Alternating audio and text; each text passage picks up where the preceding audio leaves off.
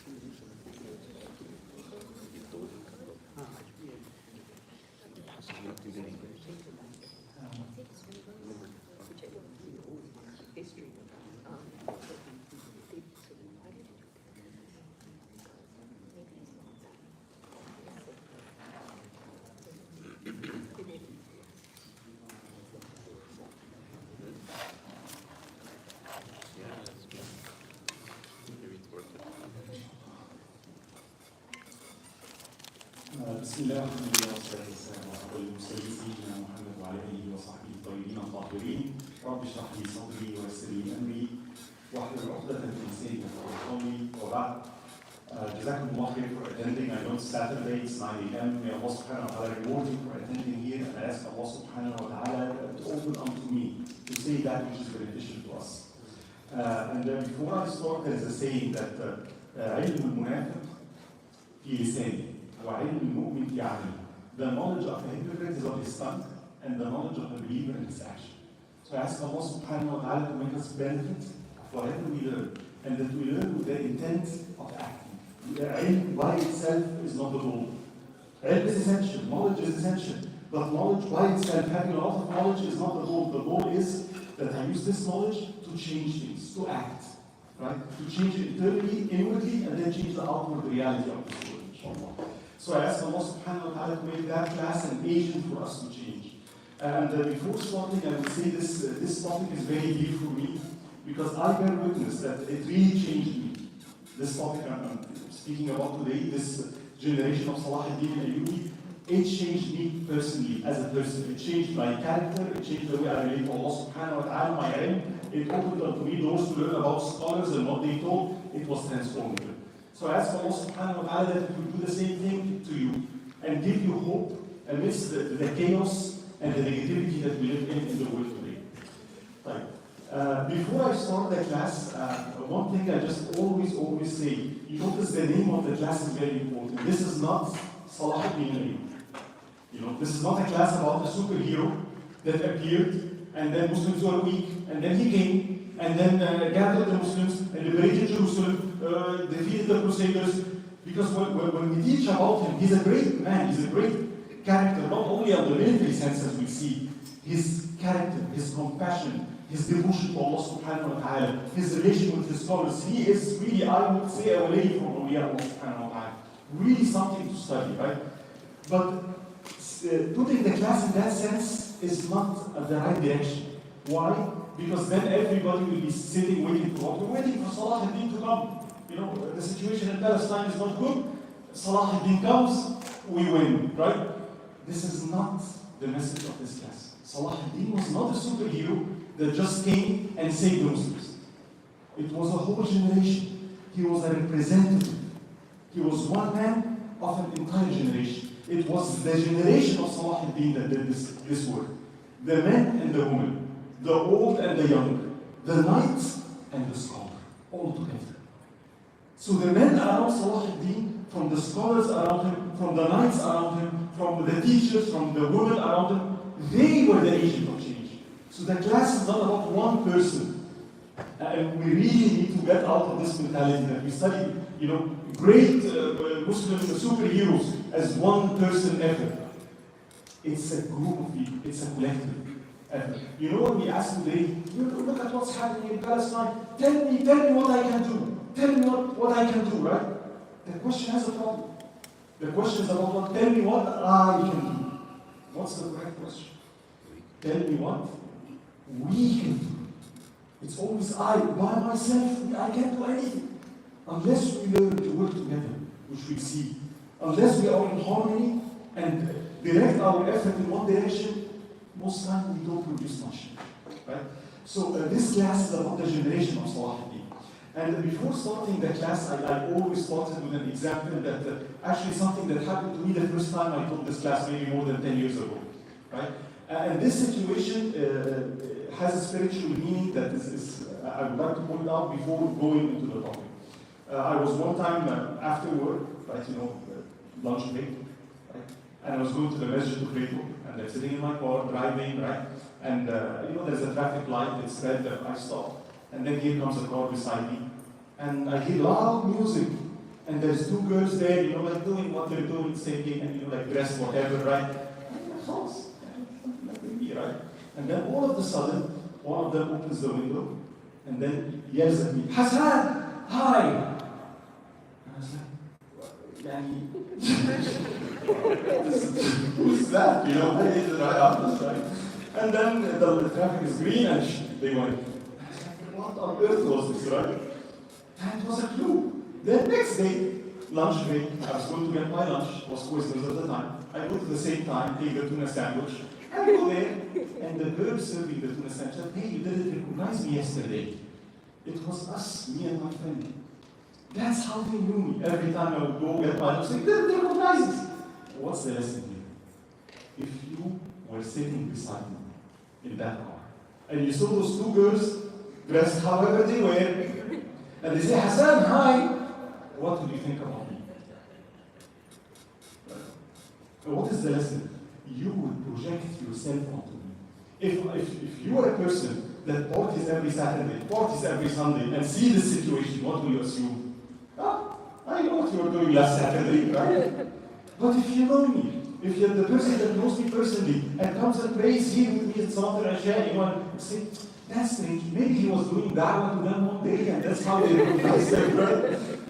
You get the idea? Now here's another question. What if it was my wife sitting beside me? Right? And I always see that. I would go tell her, honey, those two girls? I know what happened. They're the two girls from Quiznos. And the answer would be, is that why you go there every day? You never win, right? What's the idea here? A spiritual concept. We see things the way they are. We see things through the mirror of our heart. But if my heart is clouded, if I have vices, I tend to see everybody the way I am. I project myself onto other people. And therefore, whenever we study history, right, it's very important what book do we read. If you use secular books written by Western people that are going to write about Salahuddin, guess what? They will project their own character, they will project their own ideas onto him. They don't understand. So they'll say, no. Salahuddin was actually using scholars. It was a trick. He used scholars to propagate his message. He's all, because what they know is what capitalism. Everybody must be this way. The fact that somebody isn't, the fact that somebody is interested on the hereafter, on the expect, they can't fathom this, right?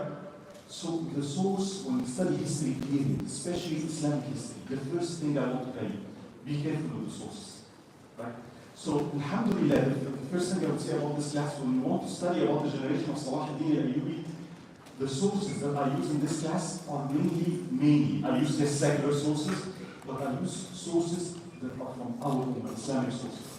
We are fortunate that at the time of Salahuddin, great scholars lived, and they were eyewitness to what happened. And those great scholars later on, so they're scholars, good Muslims, purification of the soul, they have the seer, right? And they are the ones that are eyewitness and they are writing what happened. One of the greatest references that I always use and I consider it very credible is the reference written by Salahuddin's teacher himself. Salahuddin, he loved ilm, he loved to study, but he's in the battlefield most of the time. Right? So he asked one of the great hadith scholars, a scholar, said, please accompany me in all my travels. So every day, after the battles and what have you, you're always with me and we sit and study. This scholar names Ibn Shaddad, great scholar of hadith. So Ibn Shaddad now not only teaching Salahuddin, he's accompanying him. He's with him in all the battles. After Salahuddin died, he wrote a book that's translated in English, Al-Nawadir al-Sultaniyya wal-Mayathir al-Yusufiyya. The rare and excellent history of Salahuddin. And you can buy this book. So that's a scholar, and why is that important? He was with him. So he will not only tell you the events, he will tell you what the Sultan was thinking, the letters he wrote, what did he do at night, the dua that he used, transactions that happened. You would really get to know the Sultan in a very personal way. We have great scholars like Ibn Kathir. He wrote a book of history. Ibn Athir wrote a book of history. They were in that time. So using the Muslim sources, that's the material that primarily we going to use for this class, inshallah. Right. So I have a list of references. If you're interested, depending on your level of interest, and I have the books here. If you, after you have a break, feel free to come and browse. And there are some written by Muslims, some written by secular, and I can give you like my 2 cents on each one of them. What is good for you, right? So I'll give you this set of references, and the books are here. So if you're interested, please come and take a look at it. So the main thing I would say, and again we'll jump to the topic after that, that the way this presentation is based on all 3 layers, right? If you read Arabic, one of the best references is a book written by Dr. Majid al-Kiyani. It's called هكذا ظهر جيل صلاح الدين وهكذا قررت القدس. This book is about what? It's not about the battles, it's about how did the generation of Salahuddin appear? Who were the scholars of the time? What did they do? What did they teach? How did the reform happen? Right? So there's a book also written by Dr. Salabi, it's translated in English, 3 volumes, very detailed, same topic. Right? But under those are history books, Muslim history books, basically Ibn Kathir, Al-Athir, and Mir'at al-Zaman, those are books of history that I use. But at the very bottom, and this is important, I'll take one example. There were books written by, again, people that were eyewitness with Salahuddin. One of them was the scribe of Salahuddin. And he wrote in, this is the person that Salahuddin would order him to write letters. Here, right? And he's a scholar and he was with Salahuddin. He wrote a book, right, about Nuruddin Zinki and Salahuddin. It's very big. In it are the details of the letters. For example, what was the first khutbah when Salahuddin opened the Aqsa Mosque? And can you imagine? Imagine if Muslims liberated Aqsa and you are there to attend the first khutbah in the Aqsa Mosque. What was it? What was said? See, we have access to this. So this book is extremely detailed, very rich, right? So that is a source that, alhamdulillah, we use in this class, inshallah. Like here, Bismillah. What is our intention? We say never actions are our intentions. Why are we here today? What is your intent of attending this class? It's very important to set that step. And one of the best things that I saw is Salahuddin's teacher, the hadith scholar. When he wrote the book of Salahuddin, what was his intention? He wrote something very powerful. He wrote, it's here what I'll say it in my own words, he said the following. This is a scholar. So he used to teach people about what? He used to teach about the companions of the Prophet ﷺ, and he used to get reactions like what? People would say, yeah, this was the time back then. Yeah, it's not practical nowadays. Did it really happen? Is that maybe it didn't happen? So, for example, when I tell you Uthman ibn Affan, right? Great, companion of Muhammad ﷺ. One day, he entered the masjid. This is narrated many times by many people. And he wanted to pray prayer. So he entered the masjid, Allahu Akbar. He prayed 1 rak'ah. You know what he did in that 1 rak'ah? He finished the entire prayer. So when I hear this, many people, I've tried that, yeah, it's not possible. 1 juz, it takes 1 hour, the Quran is 30 juz, there is not enough time. No, this report is not authentic. No, yeah, that was Uthman ibn Affan back then. Nowadays, I don't think it can happen. Times change, you know what I mean? So in a way, many people get the sense that those were the golden days of Islam, but the modern reality, it doesn't work. So Ibn Shaddad is saying one, he lived in such a difficult time that he said, when I used to tell people about the stories, people wouldn't believe me. He said, I myself had doubts. And is that really possible? I saw Salahuddeen Al-Ayubi and the men around him. I saw such dedication, such sincerity, such worship of Allah, such courage, such generosity that made me see the reality of Islam. You know, those things I used to read about in the past, I saw them with my own eyes. So I know, I'm confident not only that those things happened in the past, they can happen in our day. And therefore, he says, I wanted to write that book to inform people about what I saw. The things I saw were so splendid, so magnificent, it's almost like miracles. He said, I couldn't help but tell people about it. And then he says something really important. And I want people to know the Sultan Salahuddin so that they can continuously make dua for him, for what he did to Islam. That was his intent, right?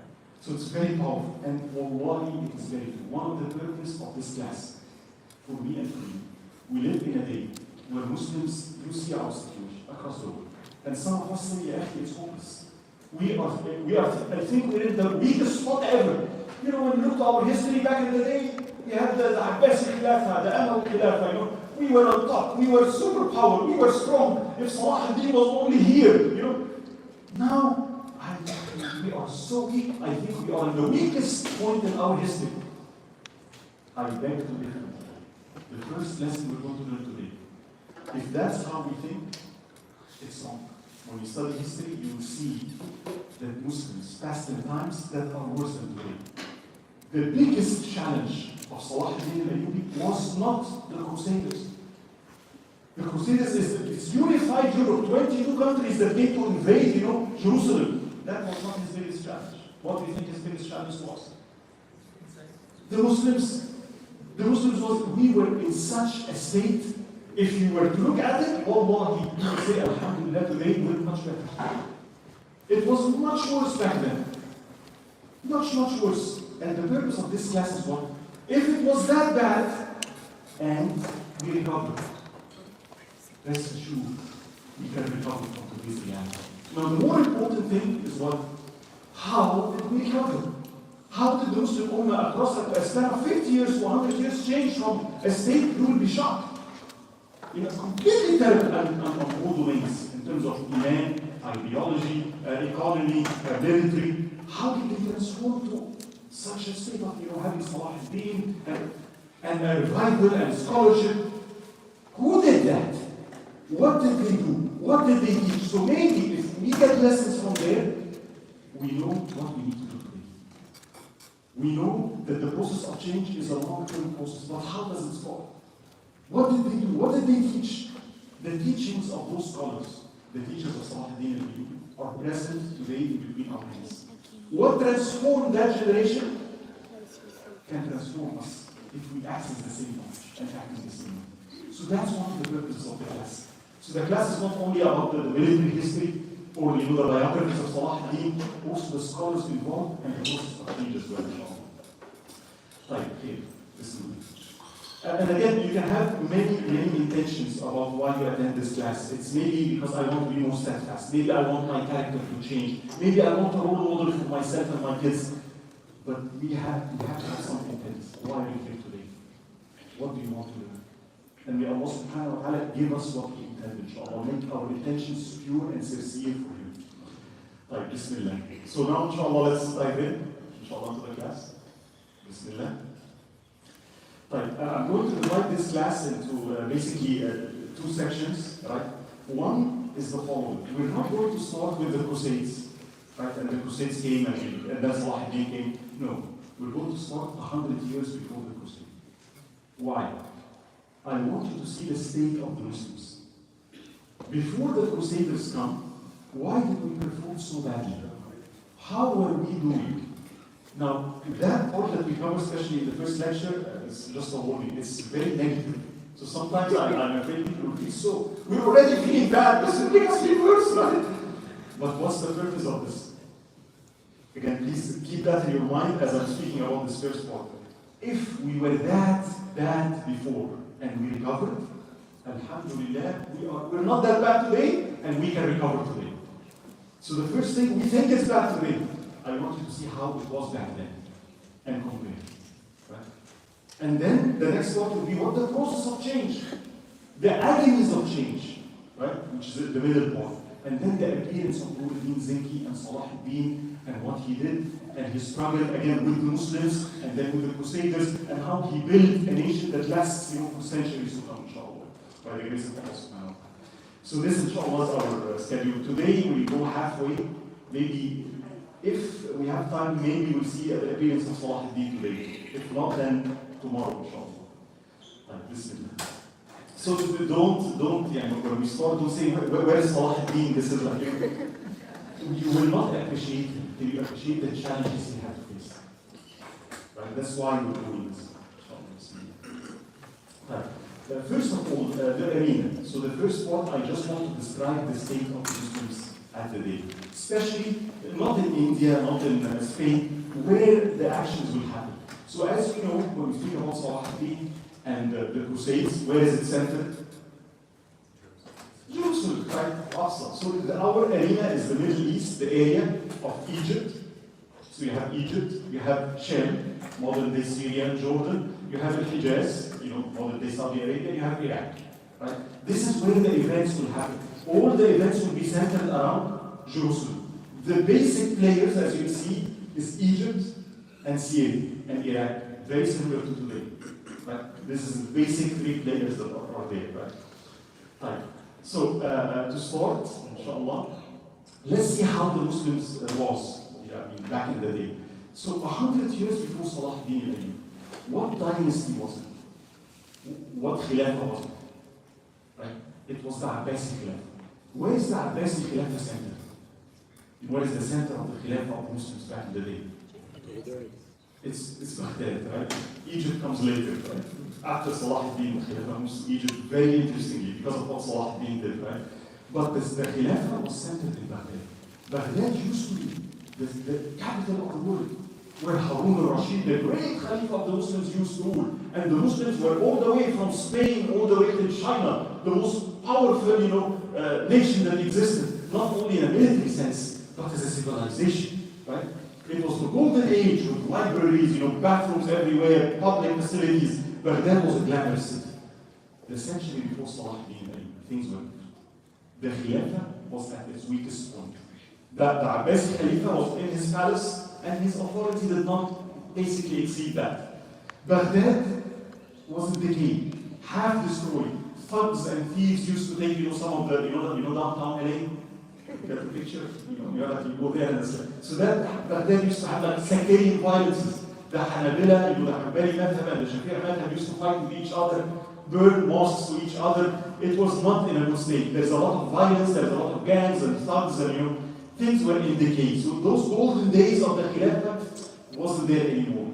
And as described by Ibn Jubayr, he says, even the state of people. He said the people that used to live in this area at that time, they were almost like the days of Jahiliyyah. They're not very knowledgeable. All what they're concerned about is what? Drinking, having parties, more money, cheating. They were so much involved in the life of this world.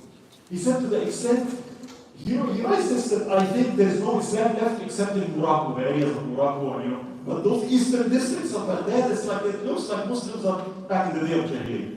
Right? Now, from a political perspective, something interesting happened. The Muslims used to be unified, but unfortunately, people started dividing. And before the Crusaders came, just the area of Shem, modern-day Syria, was divided into 22 different nations. So Aleppo, Halab is one nation by itself. Damascus is one nation by itself. Mosul, it was that much divided. Now, one of the biggest things that happened in Egypt, which again is a major country, separated completely from the Abbasi Khilafah.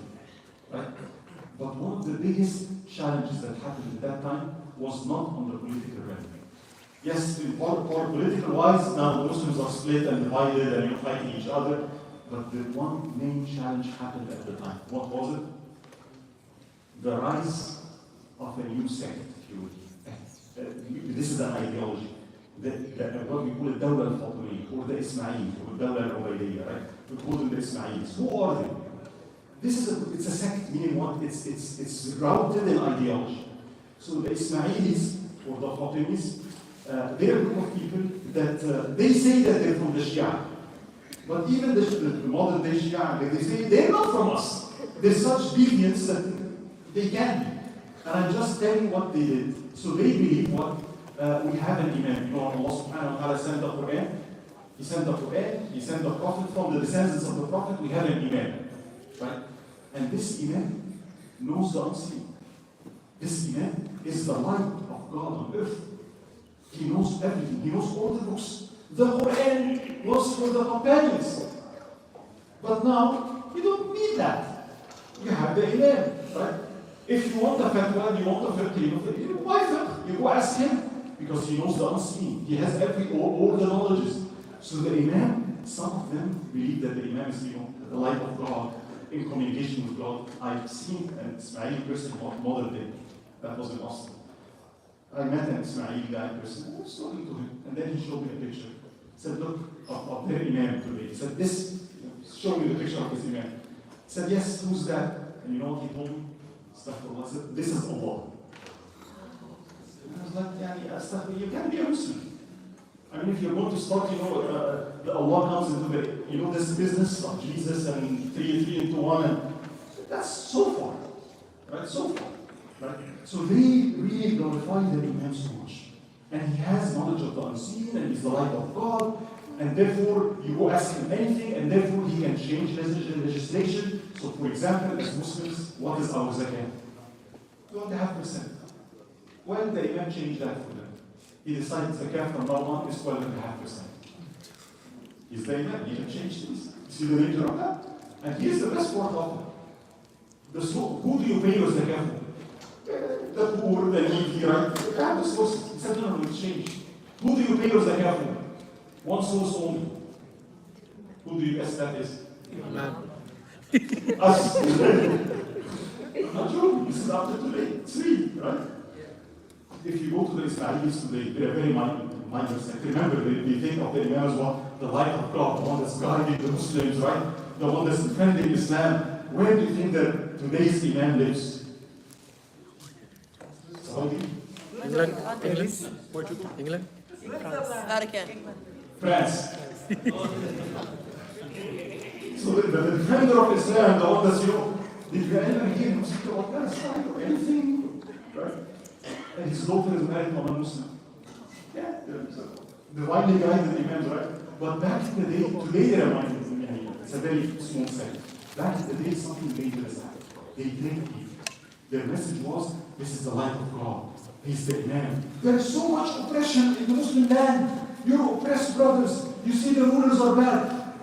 When the Imam comes and the Mahdi comes, things will change. Muslims will be strong. All the oppression will be lifted. We are punished by God. But if you take the Imam and follow his guidance, justice will prevail. You see the message? They used philosophy. They studied philosophy and used philosophy to propagate their method. Right? So what happened, unfortunately, this ideology, and again I have to go fast in this class, they succeeded in going to Morocco, North Africa, and actually people started believing them. And they started to form a base. And once they started taking a base in Morocco, the things they did for Ahl Sunnah was terrible. First, I'll just give you some examples. Remember, they said scholars are the enemy of the state. You don't need those scholars. The Imam Malik, because most of the North Africans are Malikis, said you don't need a mu'atta of Imam Malik, you don't need Imam Malik, you have the Imam. Anybody who's reading or ruling by Malik fiqh will be punished and in prison, if not killed. Salat al-Tahajjud, banned. Worse, they would get some animal heads, like cows, right? And they would hang them on the masjid, and Astaghfirullah, and they would write the names of the companions under it. They went to Abu Bakr, Astaghfirullah, Umar, Aisha. They bashed them in public. Scholars are forced to write on their houses insulting statement against the companions. You have to. If a scholar speaks against them, tortured in public, right? So it was a very oppressive dynasty, if you will. And unfortunately, it took North Africa, right? So you can see this is not a political movement. This is now, you're messing the ideology of people. One of the worst things they did is they said the Quran, okay, I'll tell you something about the Quran. The Quran has two meanings, the apparent meaning and the hidden meaning. Batin meaning. So for example, whenever the Quran says the word al-Kaaba, it means Ali ibn Abi Talib. When it speaks hellfire, they put a dictionary. This word means this word means this word. Now go ahead and read the Quran. You see how deviant and serious that is, right? So they started changing a lot of the creed of the people. People were confused at best, right? So the worst part about the Ismaili, they started expanding. And when I said they started in, remember, in North Africa, but their island was Egypt. And they eventually conquered Egypt. Egypt fell to the Ismailis. Once they took Egypt, they did two things. One, what is the biggest religious establishment in Egypt today? The Azhar, right? Who built the Azhar? It was the Ismailis. They built the Azhar and they want you to see how they're thinking.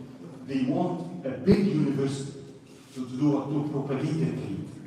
So they established the Azhar as a mosque and the university to do what? To prepare dua, to propagate the message of the Ismaili method, to teach this message, right? Now they started closing all other schools as much as they can, fighting all other scholars. You see what they're doing, right? So this is one. Second, the capital of Egypt today. What's the capital of Egypt? Egypt. Cairo. What's the name in Arabic? Al-Qahira. What does it mean? You know Bismillah al-Qahir? Al-Qahar. Qahar is what? The irresistible. The one that you can't stand against. So they wanted to build the city, their capital, and they wanted to be what? Irresistible. They would never fall down. So they went to astrologists. That's how you know the Islamic ruling regarding the Najmi and the stars, and right?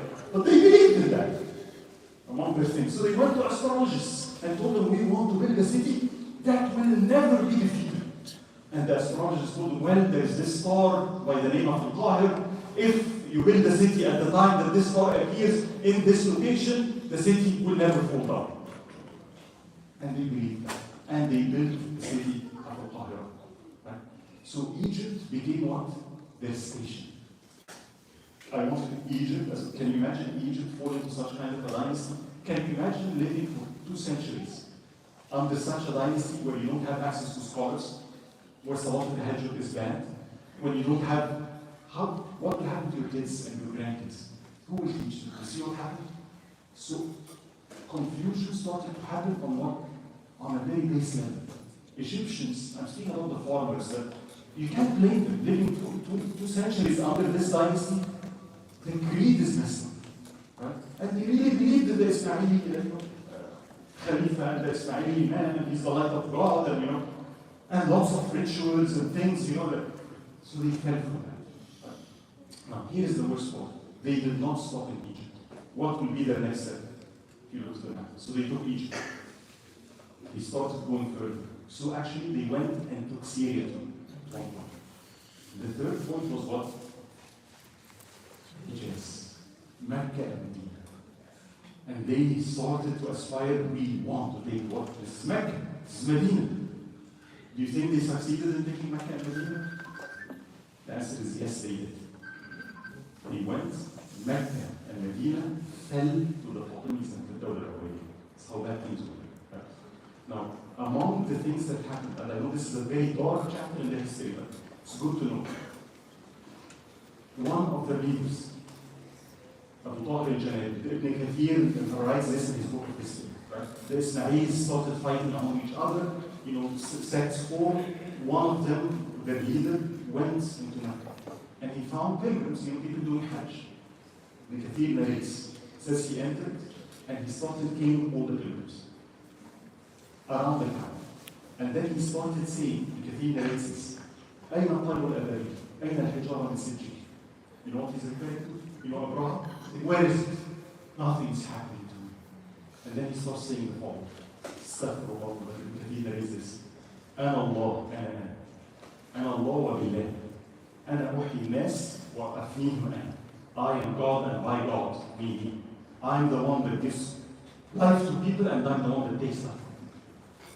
He killed the Muslims in Mecca and he took the bodies and he threw them in the well of Zamzam. Is it that bad today? You see what I'm saying? This is how it was. And nobody can do anything. The worst part, even worse than this, the Kaaba, the black stone.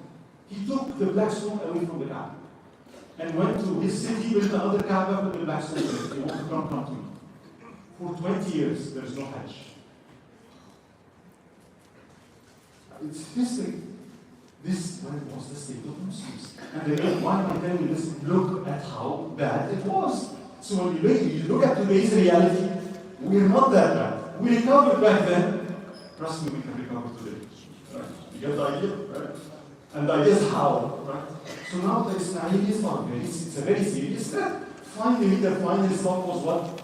Baghdad, the capital. This is what's left. And they succeeded in converting one of the wazirs in Baghdad. His name is Al-Tasiri, and unfortunately, he converted to the Ismaili method. He made a revolt in Baghdad. He revolted, he captured, the other wazir, did what he did to him, captured the Khalifa, took over Baghdad. And it seemed at that point that it's over. If the Ismailis take everything, it was dark. But then a light of hope came in. Like hope came in a rise of a new power. Right? A new power came and saved Islam. A new group of people, new converts to Islam, not Arabs, that were still zealous. They were still Sunnis. They were still fighting for the sake of Allah subhanahu wa ta'ala. They are the ones that came to the rescue. Who do you think this group is? The Seljuk Empire. You know the Seljuks? That's before the Turkish Empire, like the Turkish, maybe 3 centuries after that, right? So the Seljuks are a new group of converts, right? They were, Central Asian, right, in that area, and they were very zealous. When they saw Baghdad and the Khalifa fell, they couldn't take it, so they attacked, right? They restored the Khalifa back, they kicked out this coup, they recovered everything in Baghdad, they took the area of Iraq, but then the Khalifa was a puppet in their hand. The Khalifa stays in the palace, but the real ruler is the Seljuk Sultan, right? Now, the Seljuk Sultan, the real point of change, the birth of change, the thing that will lead to the appearance of Salahuddin happened then. This is like maybe a century, or like at least a century before Salahuddin, roughly, right? About 40, 50 years before the Crusaders even came.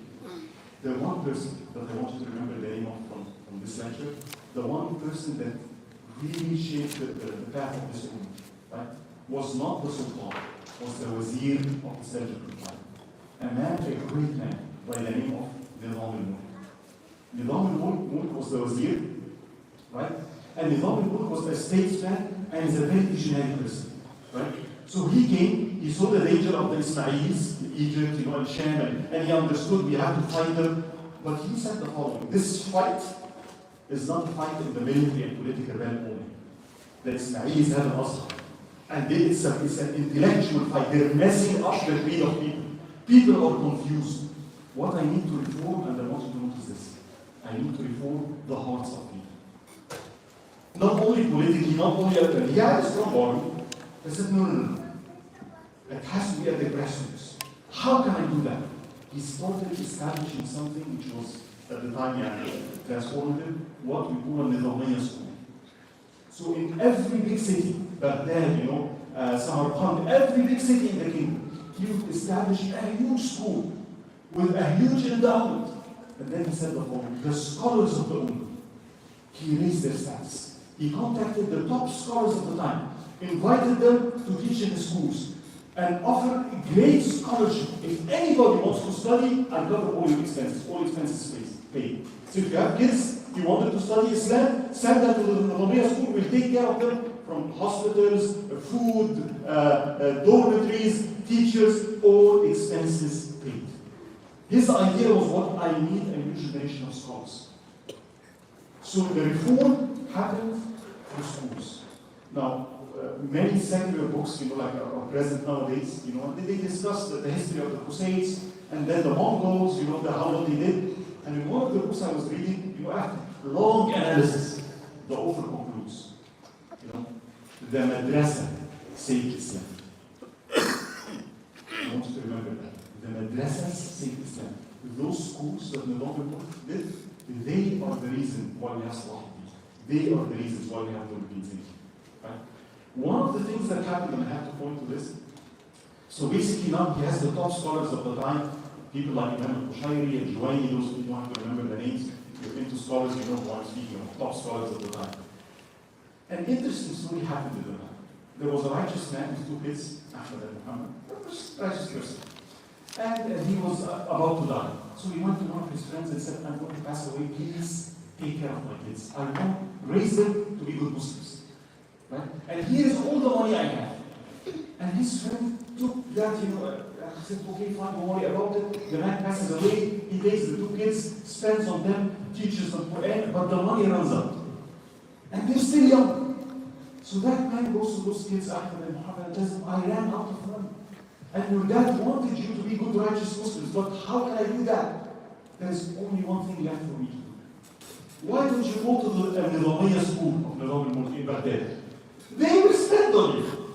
They take care of you. And at the same time, you learn about Islam. You learn all the sciences. The Nizamiya school was not only the Islamic studies, it's chemistry, biology, it's all. It's a wholesome thing, right? Logic, philosophy, you name it, right? So go there, they teach you Islam and they spend on you. One of those people, the young Muhammad, grew up at the feet of great scholars. He grew up to be one of the top scholars of the Ummah. This is Muhammad ibn Ahmad al-Ghazali.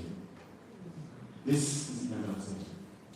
The reason we have Imam al-Ghazali is in the Nizamiya school.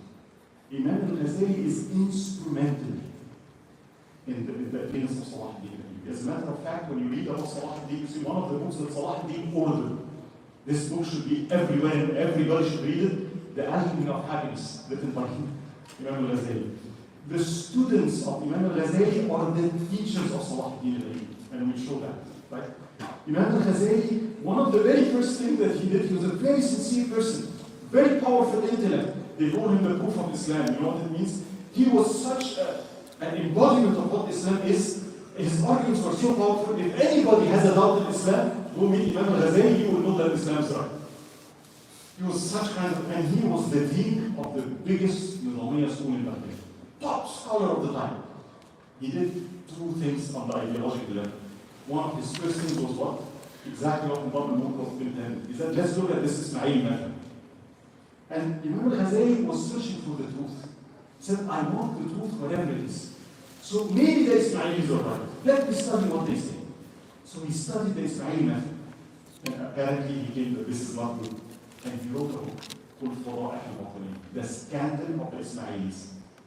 This book, he clearly used logic and to clearly show that this is a deviant sect. This was the book that was used by Muslims to counteract at the time of Azhar and this message. So Imam al-Ghazali was instrumental in facing the Ismailis. Then he said maybe philosophy. The philosophers of the time used logic in a very bad way. Right? They believe that the philosopher, through logic and clearing his mind, he can receive ilham and from Allah directly, and he can reach the state of prophet. Weird things, right? So he studied philosophy, and then he wrote a book, The Intent of the Philosophers. And all the Ghazali, he's a philosopher, he's a great man. Then he wrote another book, The Incoherence of the Philosophers. A big blow for the philosopher of the time, right? There was a reply to it, but so he contributed first where on the intellectual level. Right? As this was happening, another twist happened in our story that's actually really interesting. A sub-sect appeared. You know the Ismaili sect? This is the deviant sect. They divided a sect among the sect appeared. The Ismailis divided, one of them differed with the other, right? And a new sect was formed. The name of this sect, very famous, the young people here will be big. The Assassins. The Assassin's was real. This is not a fictitious, the Assassin's Creed or the video games, it's real, right? The Assassins, their name in Arabic is Al-Hashashi. Right? So what is the idea behind the Assassins? The founder, you don't have to remember the name, Hassan Elwan, right? He said, you know what, the Ismailis are facing opponents and stuff. I don't need a real army. I don't need to confront my opponent face to face. He had another idea, a new twisted idea. What is it? He used to get young kids. He would brainwash them, and he would take them and start teaching them about I'm the Imam, I know the future, right? And then he would give them hashish, to put them in a high state and what have you, right? And then he did something really interesting. In his fort, Qalat al-Maut, or the Eagle's Nest, right? Had a valley behind it. And, in that valley, he started making artificial rivers of honey, artificial rivers of milk, nice gardens, right? What is he after? So he would go to his young kids, deprive them of their dose. And of course, you have, withdrawal symptoms, and we wanted, and they would tell the kids, pray, make dua for Hassan al-Salah, the Imam, and you will get what you want. And the kids would sit and make dua for Hassan al-Salah, then they would give them an overdose. And they would suck up. They would carry them to that artificial Jannah. And those kids, young men, they would wake up, intoxicated, and they thought, oh my God, look at this. Rivers of honey, rivers of milk, servants around, greenery, birds, beautiful, and then they would give them another overdose, they zonk out, they carry them back, and they wake up and they tell them, see, you made dua for Hassan al-Sabah, you are in Jannah. You get the idea? So he started brainwashing kids in believing so much about the Imam. He used the kids to do something really interesting as they grow up. He taught them the arts of assassination, in military fighting, and how to assassinate. Then the wicked thing, he would send those assassins everywhere in every single country. And they would pretend to be people. So some of them would come to the masjid, pray in the first row, pretend to be, a righteous person. One of them would go to a church, pretend to be a Christian monk. One of them would go, so they were everywhere. And they communicated with people. If anybody speaks against the Ismailis, Hassan al-Salah would order one of the assassins, kill him. They attempted to kill Salahuddin 3 times. So Salahuddin faced the assassins. As a matter of fact, Salahuddin had a scar on his face. He had a scar here. This scar wasn't by the Crusaders. It was one of the assassins that actually attacked him, as we see. One of the stories, I'll tell you how serious this is. When this was happening with Salahuddin, he started attacking the force. Right? And so they sent less negotiators. So they sent someone to negotiate with Salahuddin. This is a story, right? So Salahuddin, the assassin came, and he had his personal guards around him, because that's an assassin, right? So the man came, sat in front of Salahuddin and told him to follow. Tell your guards to leave, because we want to discuss it first. Salahuddin's response was, no, they're not leaving, you're an assassin. No, right? Stay here with me. I trust them. Anything you want to say in front of me. So are you sure? Said yes. The assassin looked at the 2 guards and said, now. The 2 guards unsheathed their sword, pointed it to the neck of Salahuddin. The guards of Salahuddin, he was telling them, see, they're with us. And if you do not stop attacking us, we'll kill you, your commanders, your leaders, and all your family. See how dangerous the assassins were, right? So now that Hassan al-Salah formed this group, and now we have the assassins, who would be the first target? Who was giving headache to the Ismailis of the time? The Roman. And that is the Wazir, the Seljuk Empire. The Seljuk Empire was at the zenith, right? And this was the statesman. So the Roman was a very righteous person. He used to pray all the Sunnah prayers. He loved ilm and light, he loved scholars. Every day he would start his day by giving charity 300 dinars. He would walk out, start distributing money. If the rule of Salah is established, he would stop whatever he's doing and he goes praise. Right? He was such a righteous person, right? Beloved to the Muslims. So one day he's walking out among the poor people, as every day one of them comes to him asking for, and he does this. And the soldiers know, that's regular, And that man gets out a poisonous dagger and stabs the woman, one of the assassins. The last words of Dr. Moore said was actually very interesting. As being stabbed, he's about to die, he says the following: don't kill him, don't kill him. I pardon. La ilaha illallah Muhammad Rasulullah. And he dies. Right? So the assassin killed the Roman monarch. Once that happened, this Seljuk empire started disintegrating. Over the next 10 years, it divided into 5 different parts. This big empire now started dividing, and we had the situation Sham 22 different nations, people are fighting, and we went back to that state again. And it's almost like Hassan Elwan, the founder of the assassins, saying, look, see, I told you so. All what you have to do is what? Get the leader, right? Now they're this area, the Seljuks are back again to fight each other, right? It looked like you know. Right. So that is the background. So we had now the following situation. The Ismailis, right, are in Egypt. You have Baghdad, you know, under the Seljuks, where the Khalifa is, because the Khalifa is not there, and this Sham area really divided. 22 different nations. The Seljuks and Emir are fighting with each other, you know, everybody was on his seat, and that was the situation when the Crusaders died. This was the state of Muslims, right? Internal turmoil.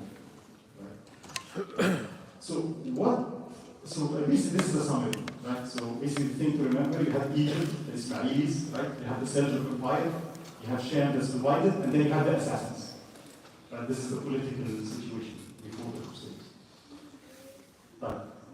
One thing I want to point out, and inshallah we'll be going through this, is that as we go through the years, you know, the history, marks, the Crusader came, the Battle of Irvine, right? The line of history. I want to show you a line of scholarships. Who was the scholar living at the time? And this is a very interesting diagram, because many of us hear names Ibn Taymiyyah, Ibn al-Qayyim, Al-Ghazali. Who lived before who? Who taught for who? In what area of time they lived? Because they influenced the political line as well. So the timeline we're speaking about, so we have 2 basic events, the fall of Jerusalem and of course later the Mongols, right? So this is like a map of, you know, from about 450 to 800 Hijri. It shows the first scholar is Imam al-Ghazali. We spoke about him today, right? If you look at the time of Salahuddin, you can draw a line here and say, who were the scholars of his time? Because those were the people that are teaching him, right? You see the idea? And you find names like Sheikh Abdul Qadir al-Jilani, Ibn al-Jawzi, very famous name that we all know about, right? Sheikh Ahmed al-Fa'i, Abu Madian, right? Al-Hafid ibn Asakir, the greatest hadith scholar of the time, was the teacher of Salahuddin Al-Ayubi, right? So that's why this is important. I want you to notice something in this line. And I'll just say it, and this is very interesting. Do you notice something here? Look at the yellow, I don't know if you can read it, right? So, Imam al-Ghazali. After Imam al-Ghazali, some of the names that start to appear are very interesting names. Sheikh Abdul Qadir al-Jilani, Sheikh Ahmed al-Fa'i, and Abu Hassan al-Shadili. What is the common line among those 3 names? The spiritual masters. Can I say it openly? Tasawwuf. This is the Sufi Torah. You know the Sufi Tariqas? Apparently all the Sufi Torah appeared at this instant. Why? What happened? What was its origin? The way it is today might not be the way the founders were. Those great scholars, Ibn Taymiyyah comes later, as you see. Ibn Taymiyyah writes a book actually about Tasawwuf, right? And what we learn is that what Ibn Taymiyyah was telling the people of Tasawwuf in his days, they were so deviant, dancing and doing things. When you read what he was writing, saying, no. The founders, Sheikh Abdul Qadir al-Jilani, Sheikh Ahmed al-Fa'i, Kibar Shuyukh al-Akhirin, those great, they never did what you did. They never danced or twirled around. So he was trying to reform the Tasawwuf of his time to return back to its origins. Right? But this again is a separate discussion. But this is something to see, like, why did that happen? What was about it? Why was it necessary? Did it affect this generation? And by the way, again, I'm repeating this. Today, when we speak about Tasawwuf, we speak about what? You say it with some, nice sense, and you have some beads, and probably twirl and dance and sing and feel good and go home. This is not at all Sheikh Abdul Qadir. SubhanAllah. This is not the Tasawwuf, it's not this week. Tasawwuf, as he says, it's about 2 things. الصدق مع الله وحسن الخلق مع الخلق. To be true with Allah, through Tawheed, and good character with people. Tasawwuf is about mujahada, struggle, Get the dunya out of your heart. Pray as the Prophet prayed. Follow everything in the Sunnah. Give your money. Forgive everybody. It's a very difficult science. Right? I'll discuss this later, right? But like it's interesting why this happened at this time in general, right? We'll continue for maybe 15 minutes, 20 minutes, and then I'll give you a break. Is that okay? So we'll have some break, 20 minutes break, and then we'll continue. Now, while this is happening in the Muslim area, what is happening in Europe? The arrival of Christ. Europe at the time, right? And let me say this statement. It's spiritual, but I really think it's a very powerful lesson. This Ibn al-Qayyim says this. He says the following. Allah ما عدا عليك عدو إلا بعد أن تولى عنك الولي فلا تظن أن الشيطان غلب ولكن الولي أعرض. It's a principle. It says if you ever see the Muslims being defeated and under the feet of everybody and being conquered by everybody, and people are stepping on you, and if you see that your enemy is overpowering you and shaitan is, do not think, because how we think, they did this to us, they are. It says no. By Allah, those people, those oppressors, did not reach you except that Allah, your wali, the caretaker, the one that defends you. The default is that Allah defends the believers. The default is that Allah will not anyone do that to a Muslim. So if you see somebody conquering Islam and conquering Muslims, the first question is, don't think because that person is powerful, you say, what happened? It must be that Allah lifted his protection. So saying what? Never think that it's your enemy that overpowered you. That thing, it's Allah subhanahu wa ta'ala that removed the shields and defense from you. What have we done? You see this idea? If you see yourself defeated, the first question to ask is, why did Allah let this happen? What did I do wrong? Because the default is, I'm the wali of Allah. Allah wali alladhina amanu, right? This is the default. Like our kids. If you see your son going to put his finger in the electric outlet, what would you do? No, don't do that, right? Would you let him? Never, right? If there's a candle and I see my child wants to put his hand in the candle, no, you will not. He will not be able to do that. Because I'm his wali. He will never be able to do that. What if I'm sitting there and my son is approaching the candle and I'm looking and he puts his hand and he gets burned? The first question my son should ask is what? How did my dad let me do that? And the answer sometimes is very simple. When I have a son, if you tell me no, and he says, I will do. No, I will do. No, what at the end, what do I do? So, if you insist, there's no other way for you to learn except that, okay, go ahead, put your hand down, get electrocuted for once, then you'll know, right? Then you'll know that I'm defending you. Sometimes with Allah, don't, no I will, no I will, no I will drink, no I will use riba, no I will fight with my brother, no I won't pay, no I will... Go ahead, Bismillah. Let's see what happens to you. Maybe when that happens to you, you return back. You get the idea?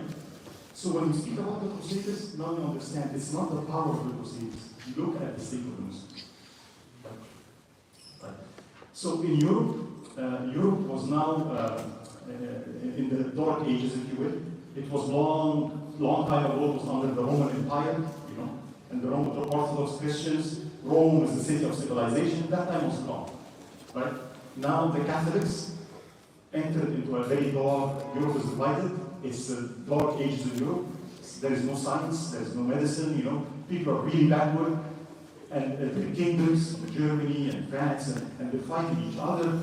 They were very strong in one thing, martial arts.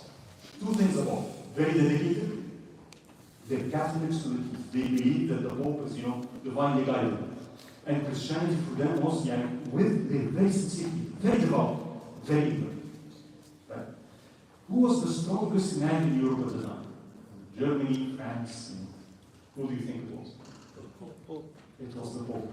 The Pope was the strongest man in Europe. Because everybody knew the Pope as not divine. If he says something, everybody obeys. If you're a ruler of a country, and the Pope doesn't like you, all what he has to do is come and we can eat it.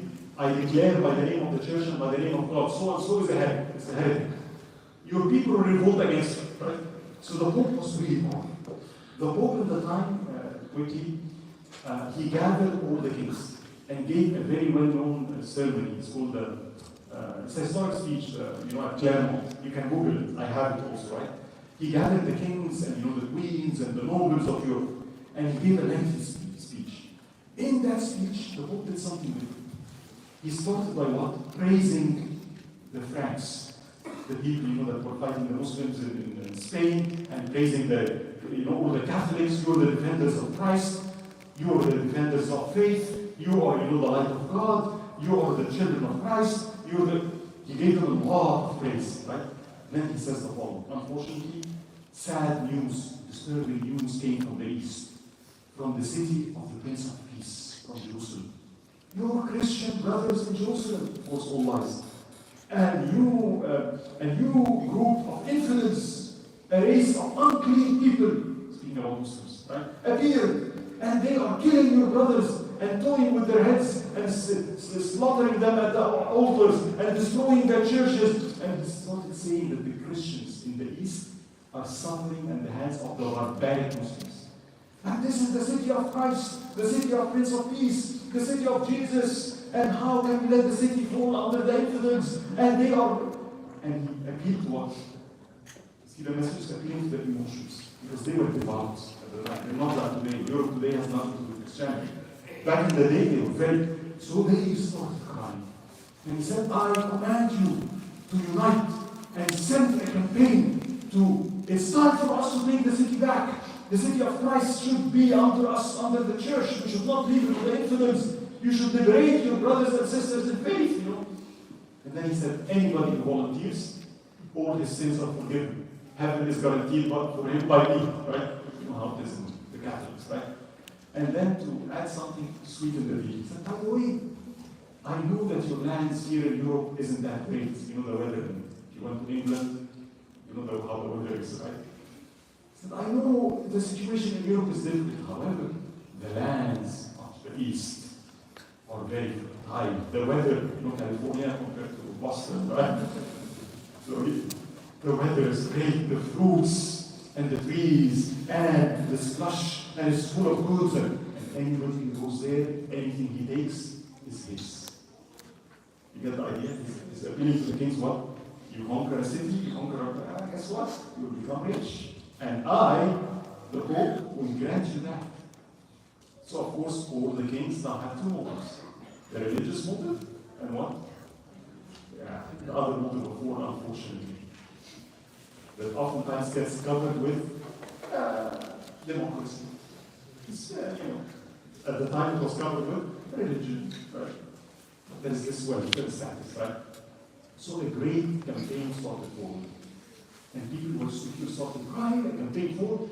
The first campaign, a man by the name of, the first campaign? Peter the Hermit. Notice the word Peter the Hermit, not a scholar. But what a righteous person, a devout person, a person that's able to articulate words so good, he started preaching words of fire. Some people, they're not scholars, but they're very good when it comes to what? Delivery. They're very emotional, very passionate, they appeal to the emotions of people. You attend, you start crying, right? The state. He was one of those people. And he started preaching about Christ and the church and the miracles and how they were back in the day, and people sacrificed for Christianity, and where are you? And with the call of the Pope, and God awaits you, and we will go, and if we unite under Christ, miracles will happen. We will be winning. We will win under God. Nobody can stand against us. Some Muslims have the same way, Peter the Hermit. Right? He's not saying anything wrong, right? But he said something really strange. He said, what's important is faith. What's important is purity. Correct? Nothing wrong. He said, therefore, the most pure of people should join this campaign. I want people with very minimum sins, because it's our sins that makes us defeated. Looks nice, right? And then he says, well, who are the people that are the purest of the pure? Children. So send your children, because the children, and we put them on the front line, and if they go, miracles will happen, and walls will fall, and we'll be victorious. God will, And guess what happened? People followed. Farmers, peasants, a huge number. Kids, women, everybody joined in a huge campaign, right? Called under Peter the Hermit, and they started heading towards Asia Minor, and they landed. The first crusade happened, and of course the Seljuks there received the news. You know, a bunch of people, hundreds of thousands landed, and they were. So what do you think the Seljuks did? They gathered their army, and they faced the first crusade. What do you think happened to them? It's obvious, right? They're very devout, they're very sincere, they pray a lot. What's their mistake? I hope you see, because sometimes some Muslims follow this lead and hurt. You're not trained, you're not organized, you're not prepared, you will lose. I know you're truthful, I know you're quoting ayahs from the Quran, but you did not prepare at all. So what happened? The Seljuks destroyed it. And of course, the Seljuks of the time saw the opportunity, all those kids sell them as slaves in the market. That's where they ended up, right? But something else happened. Now the Seljuk got a false impression. Very interesting. So now the Seljuks in their head was what? When you say a crusade, what are they thinking? Again, those foolish people, those fanatical, crazy people that don't know what they're doing, they're fanatics, they're very sincere. In the battlefield, they run at you, right? They run to be killed. They're not trained, right? So I think the Crusaders became something what? Very real.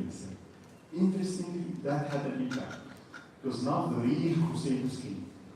The armies of Europe gathered. Took time. You know, from everywhere. And a huge army, more than 100,000 at least, if not more, much more, gathered, and they indeed landed, and I'm going to go quick, landed in Asia Minor. At the time, the very first encounter was the city of Nicaea, right? So again, this is the map, right? We land, the first encounter, the city of Nicaea. I won't say the name of the ruler at the time. He wasn't in his city, he was fighting with another emir, you know, and news came to him. There is a new group of those crusaders that landed and heading for your city. I said, okay, I'll deal with them later, you know. And then news came to him, they besieged your city. So he went to the other guy and told him, okay, let's have a truce for now, let me go finish this business, and then we'll return back to our, quarrel, right? And he goes back to his city, and he was absolutely shocked. Because what he saw was not the first crusade. He saw an organized military. And he saw something that Muslims weren't familiar with. They used to fight the Romans. Those are not the Romans. Those are European knights. They look different. Have you seen a European knight before? The armor from head to toe, very strong, very big, long sword, right? Armed like to the teeth, right? And there's hundreds of thousands of them, and all of them has a cross, right? And they're very dedicated, very devout, and they're all over the city, hundreds of thousands, and you look dressed in, by the way, like for the kids here, have you ever seen a helmet of a Templar? This is the real one, right? And if you want, yeah, I'll leave it here, you can come and wear it, take pictures, you know. And tomorrow I have even an armor, we'll get a sword, you know, and have fun with it. But Muslims didn't see that before, right? And they're all dressed in iron, they're horses in iron, and the man, what do I do? He ordered the city to surrender. Right? I can't do anything by myself. And then he ran to the guy that he was fighting. He said, listen, there's a problem. And they came for me, you're next. So it's in our best interest to do what? Join forces to fight them, right? And he agreed. So they joined forces, and they said, let's lay a trap for them. The Seljuks were excellent archers, right? They used to ride their horses, you know, in the art of archery. Some scholars, they wanted, like, you know, because they throw arrows for a very long distance. One of the techniques they used, they had this long bow, and they would sit on the ground, put their legs up, hold the bow with their legs, and pull back with their body. Can you imagine it? Do you imagine how big the bow is? You don't do this, see the distance is small. If you sit, once I said this, my son was 8 years old. And he heard the lecture. I go back home and I found him sitting on the ground with his bow. And like the Seljuks, you know, they raise their legs, you can imagine a cannon, right? Put their body and you throw their arrows, right? They also used to ride their horses. Their favorite method, when they attack, they would ride their horses and it's almost like a machine gun. While they're riding, they aim and fire an array of arrows, right? Decimate their opponents, right? So the Seljuks said, let's do that. One of our traps. They picked places in Al-Ayubi, it's a valley with 2 hills. And they hid all their archers and horses. And they said, once they come in the valley, we just pray. And they waited and an army appeared. And they said it's a huge army, and it seems they're entering the valley, they're entering into and they commanded the archers to launch an array of arrows. And it was very effective. In the beginning, lots of people died. But soon enough, the Crusaders, sluggish as they were, heavy, they did their favorite technique, started gathering, formed an iron wall, with the armed people outside, their shields, their helmets, and all of a sudden, the arrows are not effective anymore. And it's time for hand-to-hand combat. And the Seljouks was like, should we not? They look strong. Should we actually engage them in hand-to-hand combat? As they debated. We look to the horizon, to the right side, another army appears. We look to the left side, another Crusader army appears. What's going on? The guards, what they thought to be the army of the Crusaders was the vanguard. It was not the whole army. And all of a sudden, they started getting surrounded. At this point, what was their strategy? They said, we have only one advantage left. What do you think that is? The Arabian horse is very fast. Anybody knows horses? The European horse, the Arabian horse, right? Very intelligent, very smart, very fast. We can outrun them, right? But what about the infantry? Every man for himself. So sorry for the infantry. You don't have a horse, and all the leaders took their horses, their knights, and ran. The infantry were left to a slaughter. The Battle of Dor al-Yum ended up in a slaughter. Muslims were heavily defeated in that battle. The worst part is the message that they started spreading. As they're running away, now they started spreading what? Hundreds of thousands of warriors, too powerful, too strong. The ayah from the Quran. وَلَا جَاءَهُمْ أَمْرٌ مِنَ الْأَمْنِ أَوْ الْخَوْفِ أَذَاعُوا. Please learn this lesson. Allah speaks about what?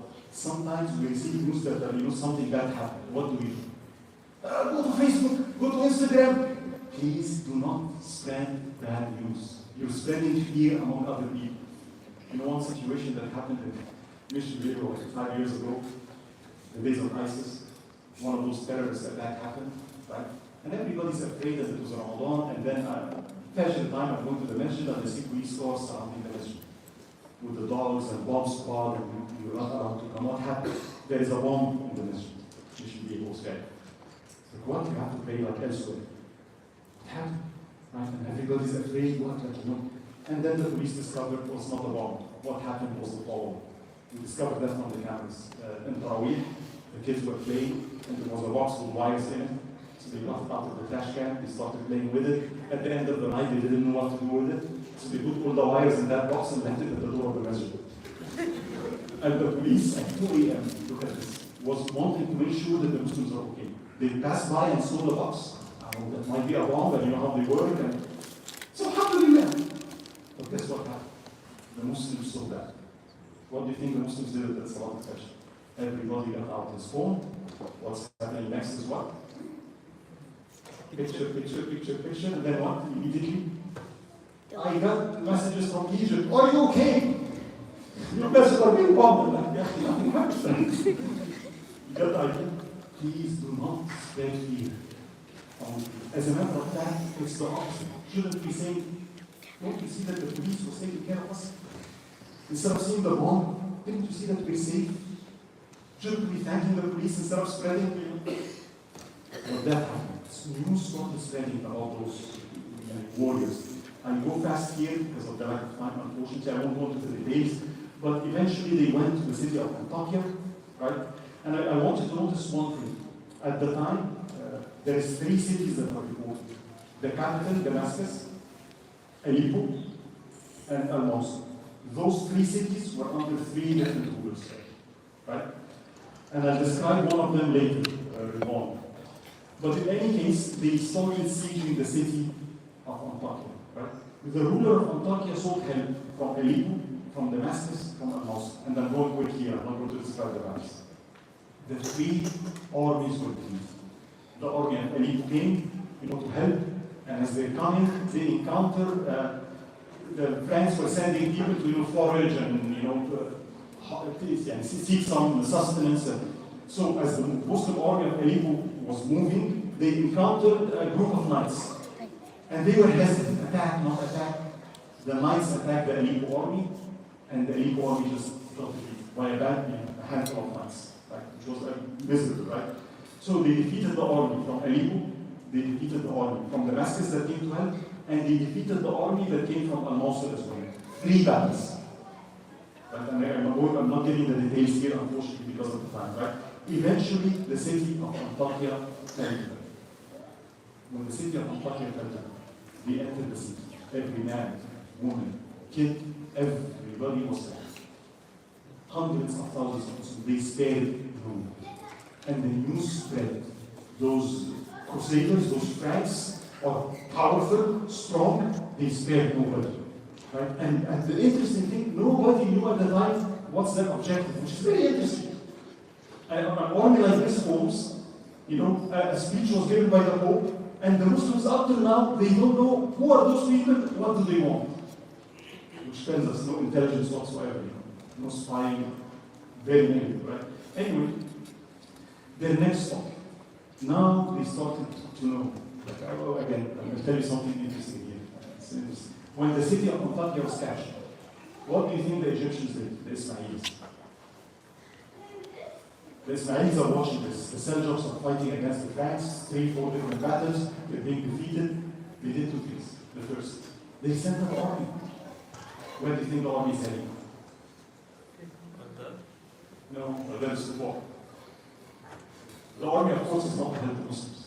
What is the nearest city you can see on the map that's important? Jerusalem. It's a good opportunity. The Seljuks are busy in the north. Jerusalem is not defended. Send an army. They sent the Ismaili army, attack Jerusalem, take Jerusalem back from the Seljuks. That was the first order. The second, they sent a letter to the Franks, congratulating them on their victories and telling them, great, that's good. You have Shem, we have Egypt, let's have a truce, and the common enemy is the Seljuks. The response of the Franks was one thing: what about Jerusalem? Now the Muslims realized the Franks are coming for Jerusalem. Once that happened, a very interesting thing happened. All the cities on the coast, Beirut, Saida, Akka, Haifa, Alhamdulillah, those Franks are not coming for me. They're coming for who? Jerusalem. So what should we do? Normalization.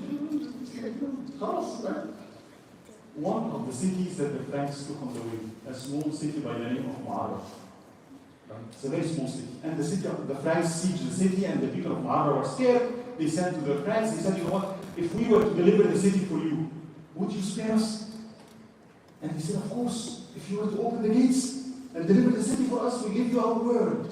Everybody will be good, you can go with your money, it will be done. And they trusted. And they opened the gates. Once the Franks entered the city of Mu'arraf, because their view was, ما علينا في المؤمنين سبيل. That's what it says. A word to an infidel is not a word. So he entered the city of Mu'arraf, closed the doors, slaughtered and killed everybody in the city. It was a slaughter in the city of Mu'arraf. Killed everybody, took everything for themselves, and took the city of Mu'arraf. But in the city of Mu'arraf, something that haunted Muslims for decades happened. And this is not by the Muslim account. This is by the Christian account. The Franks wrote letters to the Pope, telling them about what they did in the city of Mu'arraf. This is them, not us. And I want you to just read this. They say, in the city of Mu'arraf, we boiled the adult pagans in giant pots. We paid their children on spits of fire and devoured their flesh.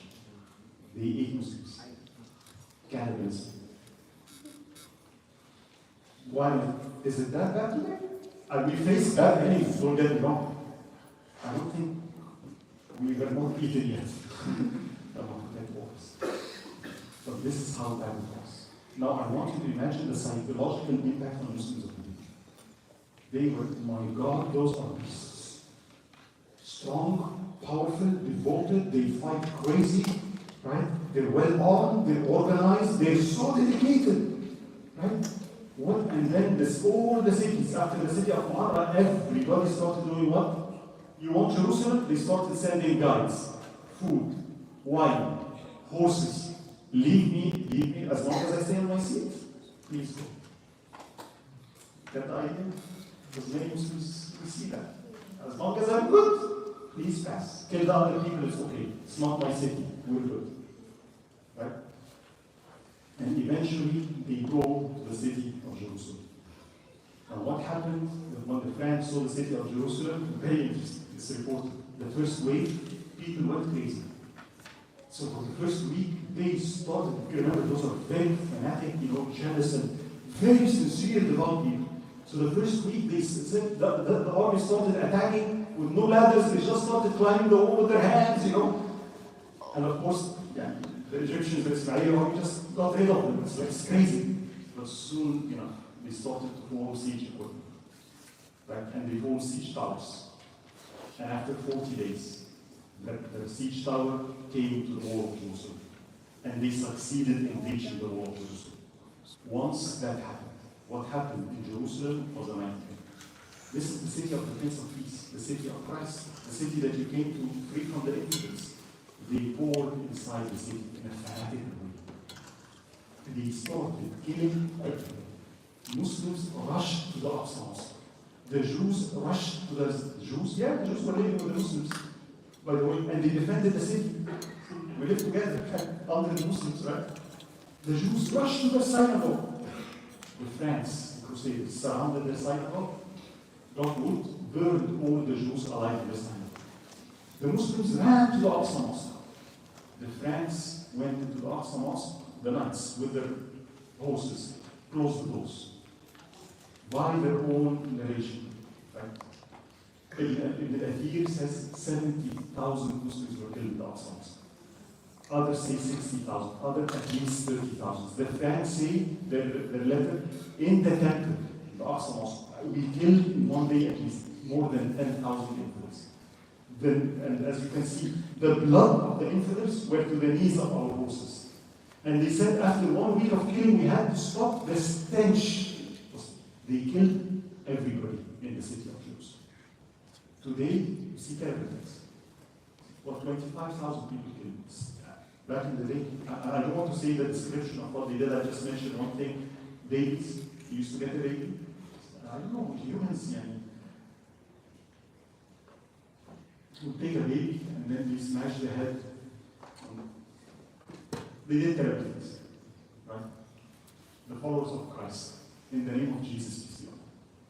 How can religious people that believe in Jesus, peace be upon him?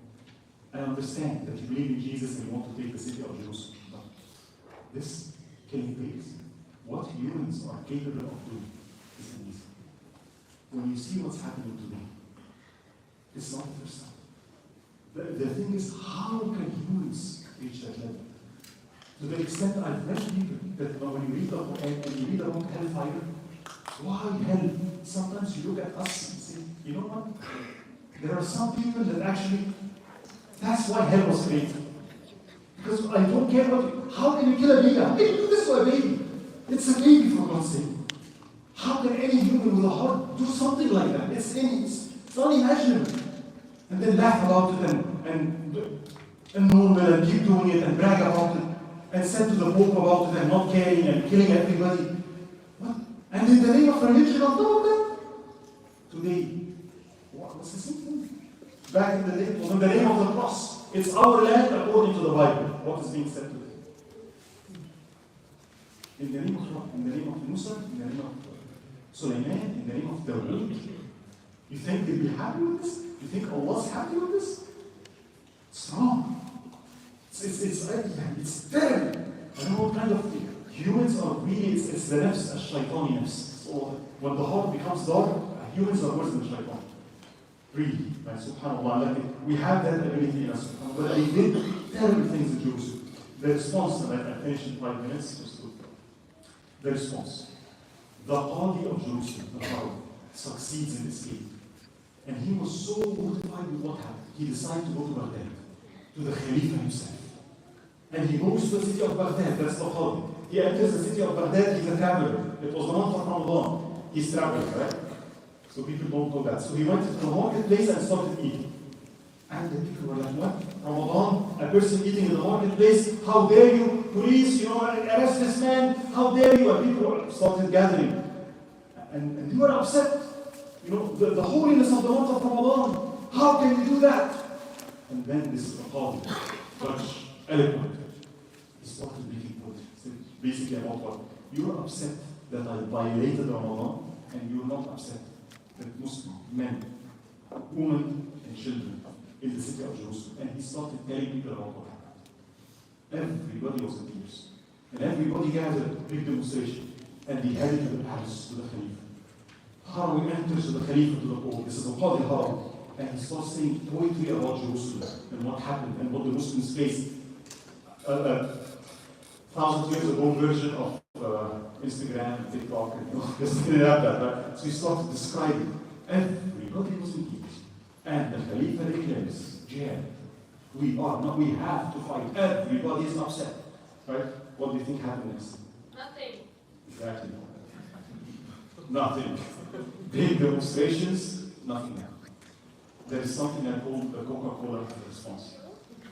Please, let's not do that. What is the Coca-Cola response?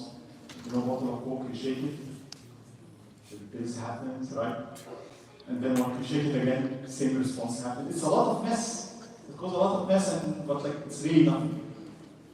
So what happened back then? Massive demonstrations. Massive demonstrations. Maybe they burned some flags, I don't know. But then when it's time for action, it's time to do, it's time to spend your money. This is not an easy thing. It's time to spend 50% of Salahuddin when he died.